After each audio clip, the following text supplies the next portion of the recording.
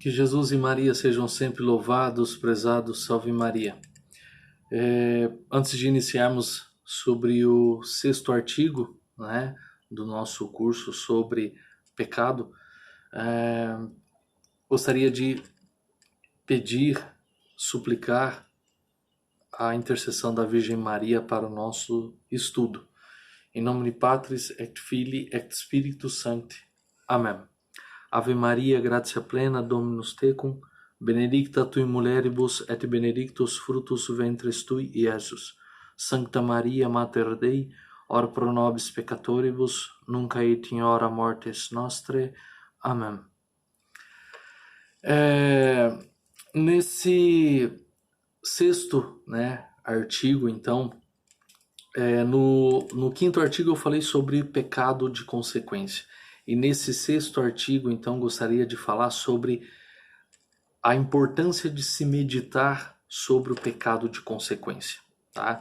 E uma coisa muito importante é nós sabermos que quanto mais meditarmos sobre o pecado de consequência, mais nós iremos, mais será aumentado, mais nós conseguiremos aumentar a dor que sentimos quando cometemos alguma ofensa a nosso Senhor Jesus Cristo. Se nós meditarmos sobre o pecado de consequência, nós conseguiremos aumentar o nosso amor para com Deus, porque quanto mais se conhece, mais se ama. Eu já disse isso, frase de Santo Agostinho. E também, por fim, quanto mais meditarmos sobre o pecado de consequência, mais nós teremos ódio às ofensas cometidas contra Deus, com um único pecado que seja. E às vezes nós pensamos, mas não é tão assim, com apenas um pecado. Então eu vou agora lhes demonstrar que pode até parecer bobo o que eu vou dizer, mas eu gostaria que vocês notassem bem que quando damos um mau conselho a alguém, ou quando tomamos algumas decisões ruins, ou ainda quando fazemos mau uso do nosso tempo, tudo isso são atos que ofendem a Deus nosso Senhor muito, mas tão grande que às vezes nós não conseguimos nem imaginar, pensando ser algo tão bobo, tão simples, mas nós não podemos imaginar isso. Então isso é chamado de pecado de consequência. E isso o pecado de consequência nos mostra, nos ensina. Darei um exemplo aqui concreto para vocês entenderem o meu pensamento. Vamos aqui pensar em uma pobre e miserável alma que praticou ou pratica agora nesse momento, enfim, o pecado do aborto. Essa alma infeliz não somente impediu que uma pessoa vivesse aqui, mas ela interrompeu toda uma descendência que viria daquela pessoa, que poderiam nascer daquela pessoa também, daquela criança, daquele bebê, daquele feto. Então essa miserável alma que cometeu esse pecado do aborto, seja a mãe ou o pai, tá? Não pensem que é somente a mãe, mas com consequência do pai também, porque foi cúmplice. Então, eles terão que responder por todas aquelas gerações que viriam daquela criança, até o fim do mundo. Notem bem o que eu estou dizendo para vocês. Não é somente cometer um pecado, é o pecado particular, para vocês entenderem, que foi ensinado anteriormente no artigo 5, que o pecado particular foi falado no início do artigo 5 sobre o juízo particular e o juízo universal. Então aqui já entra a questão do juízo particular. Essa pessoa que cometeu o pecado de aborto será cobrada, será réu daquele pecado ali do pecado só do aborto. Pronto. Somente daquela criança que fez o aborto. Ponto final. No juízo universal, então aquela pessoa será réu daquele pecado todo, de todos aqueles pecados, de todas aquelas gerações que viriam daquela criança. Então isso é isso, foram 100 gerações.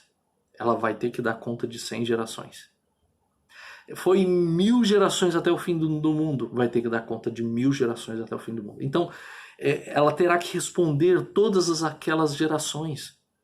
Olha que infelicidade de ter apenas cometido, entre aspas, um pecado. Mas olha a consequência desse um pecado que aconteceu.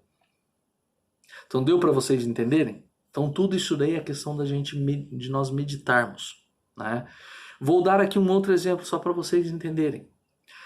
O quão grave é, né? Mas a importância que tem de se meditar sobre o pecado de consequência. Quando um católico deixa de dar um argumento a favor da sua santa fé ou da sua santa religião, da Santa Madre Igreja Católica Apostólica Romana, para alguém somente por respeito, ou eu tenho respeito por aquela pessoa, então ela é de outra religião, não vou falar da minha.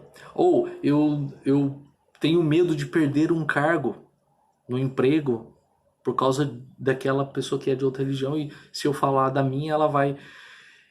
Então, assim, tudo isso, essa pessoa às vezes não está compreendendo que ela está dificultando a ação de Deus, que acontece por meio de quem? Quando se fala de hereges, de ateus, seja lá quem for, é pela conversão, porque Deus age pela conversão, por uma palavra que foi dita e aquela pessoa se converteu. Mas não, aí entra outro grande perigo, não somente daquela pessoa. Olha para vocês verem um pecado. O pecado particular desse exemplo que eu estou dando para vocês é que o pecado é que essa pessoa, ela não falou, não anunciou a sua santa fé, não anunciou a sua santa religião, enfim, não argumentou ali que seja, mas ela cometeu um pecado só particular, que é de não ter falado da sua fé, não ter falado da sua religião. Ponto final.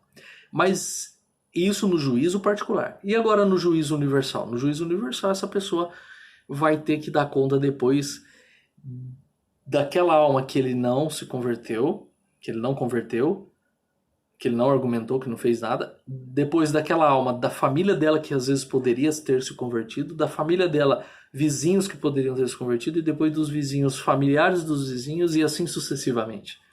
Deu para vocês entenderem? Então isso é muito sério, né? Não é qualquer coisa. Pecado não é simplesmente qualquer coisa. Pecado é pecadinho, pecado, tal. Não é assim. Então, meu caro irmão, minha cara irmã, que, né, está me vendo aí, me ouvindo, que está fazendo esse curso, tem o lado bom também disso, que são as nossas ações. Eu só estou falando aqui de coisas ruins, né? Mas tem um lado bom, as nossas ações boas. Então, se nós temos ações boas, fazemos coisas boas, isso também terá consequências boas. E ao invés de sermos condenados ou culpados por aquilo, nós teremos méritos muito maiores, que às vezes pode parecer pouco, mas não é. Serão méritos muito maiores do que o ato ruim.